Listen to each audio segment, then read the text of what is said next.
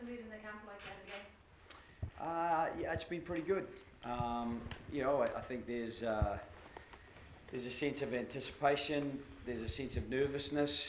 I think the magnitude of what it's going to take to get us over the line is very much uppermost in the thinking. At the same time, there's been a good opportunity to relax a little bit and recover from what was a pretty intense game against Scotland. Is it possible just to treat it like any other game that you wouldn't have patience? I think we have as much as we can. It has been a very similar rhythm to our week, and we probably don't want to break that rhythm up too much because it served us quite well so far. Joe, what was your reaction to the comments that Eddie Jones made in the last couple of days? I'm not exactly sure what they were. I know there's a little bit of noise about them, but they're not directly relevant to us, to be honest. I don't know what the specifics of them are, but those words don't impact on how we play or how his team play, and that's our focus. Joe, what do you make of Eddie's team selection for the weekend? He's mixed it up a little bit. A few guys, I think the squad is very similar, but he's flicked a few guys from the bench into the starting lineup and vice versa. Yeah, it changes things a little bit. I think they've got at the hub of the game, they've got a Saracens combination, so Richard Wigglesworth and Owen Farrell are very used to playing with each other, so I think that smooths the path a little bit for Owen Farrell having to adjust from 12 to 10 because the responsibilities are quite a bit different. Ben Teo obviously is really well known to us, particularly the Leinster cohort in the team, so we know what he brings, and Jonathan Joseph is a freakishly talented athlete that he's going to be a handful. So, you know, that inside line, front row changes, obviously with Kyle Sinclair coming in there, that's a bit of a change up. He's dynamic, and I guess that's a bit of a change to you know, the solidity and strength and experience that Dan Cole brings there. Obviously a couple of enforced changes with Courtney Laws out, Nathan Hughes out, so Simmons in. You know, none of that is too unexpected. Joe, why did you bump for Ian Henderson? I think it was part of a bit of a plan over these two games that we would mix that selection up. We almost did it the other way, to be honest, because James Ryan had a very big game against Scotland, and we thought he might benefit from coming off the bench and getting a little less time, but we could still manage that with Dev potentially anyway. And Ian has got a little bit of time under his belt now after having a couple of weeks off, so we think he's probably progressed a little bit further and is more ready to go. And just back to those comments by Eddie Jones, obviously you said it won't affect how you play, but do you think unwelcome distractions like that can hinder a team's preparation in a build-up to a big game like this?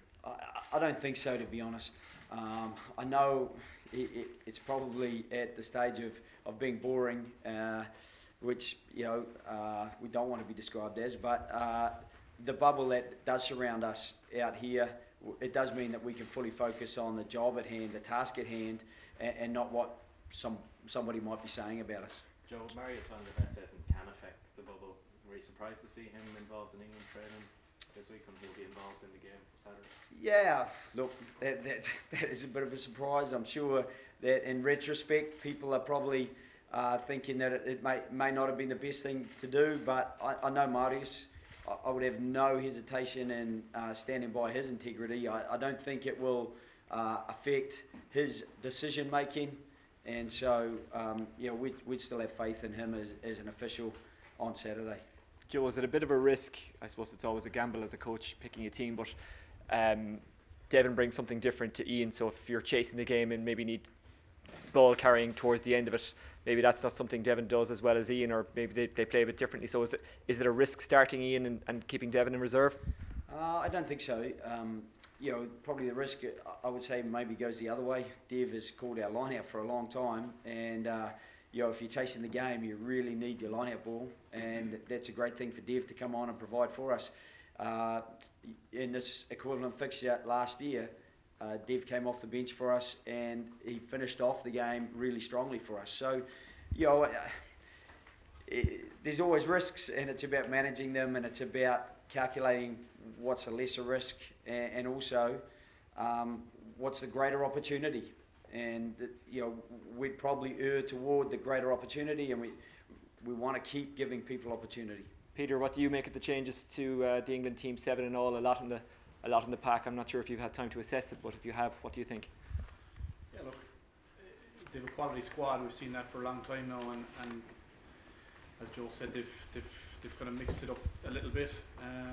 Bought guys on off the bench, but it's as a whole the squad is there, and they've quality across the board. So we knew whatever 15 they were going to put up, it's going to be a big challenge for us. Whatever 23 they put up is a big challenge, and that doesn't change with the changes they brought in. I know that you're in a bubble and that maybe they're not particularly relevant when it comes to team selection and game plans or whatever, but do you take any extra motivation out of Eddie Jones' comments as a player? Can you kind of trick yourself into motivating yourself with that kind of stuff, or how does it work? No, I think you're certainly on the wrong page if you're looking for stuff like that to motivate you. We've got a plan that we work through during the week. We get through our work. We've plenty of stuff that motivates us and that gets us through games, but that kind of stuff certainly isn't one.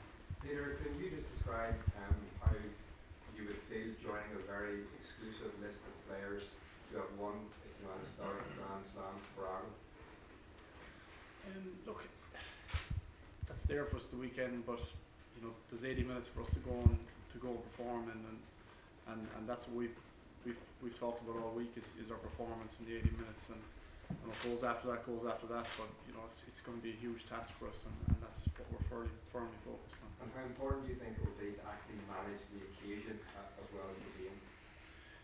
We've got to go manage the 80 minutes. That's what we've got to go and do. We've got to go as well as we can treat it. It's another Six Nations game. You know, we've had 4 huge tests that we've got through the other side, and we've got 80 minutes now to perform at the weekend, and it's no different to any of those other 4. You know, it's almost cup rugby the way we've treated it, and you know, this is our final.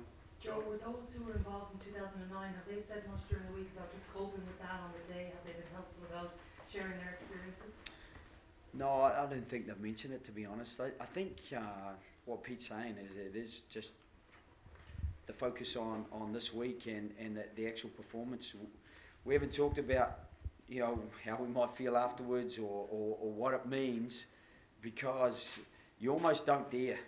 You don't dare to dream about what it might mean at the end of things, or what the occasion may be. A number of our players have been to Twickenham. They know how raucous it is. You know, 80,000 people make a lot of noise.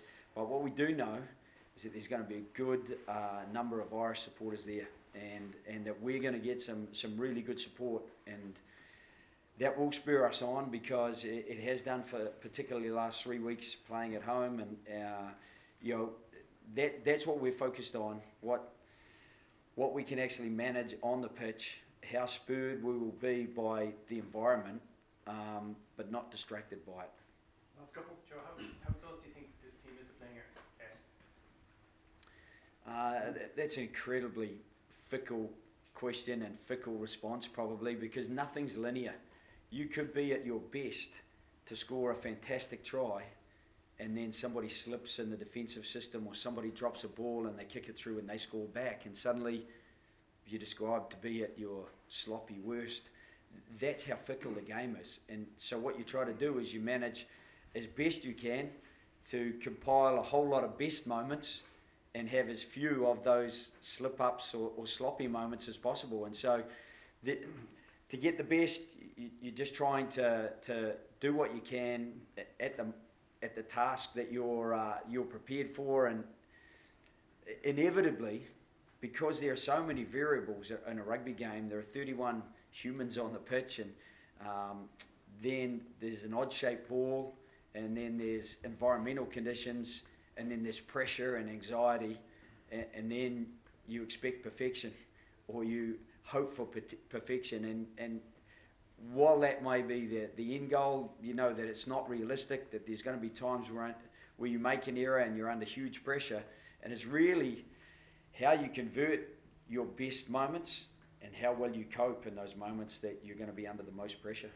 Joe, obviously, like you said, you don't want to be branded as boring, but playing boring rugby, if that's what it takes to win a Grand Slam, is worth it, isn't it? Sure. If it's a boring game of the weekend and you win. I don't think, Pete, myself, I don't think any of the team would care if it was 3-0.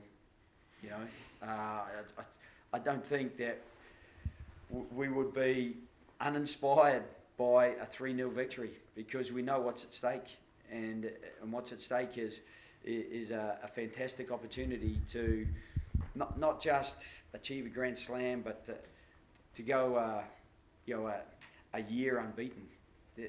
We wouldn't have dreamed of that this time last year. This time last year we were scrambling around. We thought Connor was going to play on the Thursday, and Kieran Marmion came in and did a superb job. Jared Payne played the only game he played in the Six Nations in that game after having trained on the Thursday. I think that character reference that we have from that group has helped us build from there on, and hopefully we can continue to build on that, and that would be special for us in all sorts of ways because of the championship and what is at stake. Yeah, Peter, you had the man of the match performance against England last year. You need to bring that home form away to Twickenham now. Yeah, we all do. I think the 23 guys who have been lucky enough selected know that it's got to be your best performance.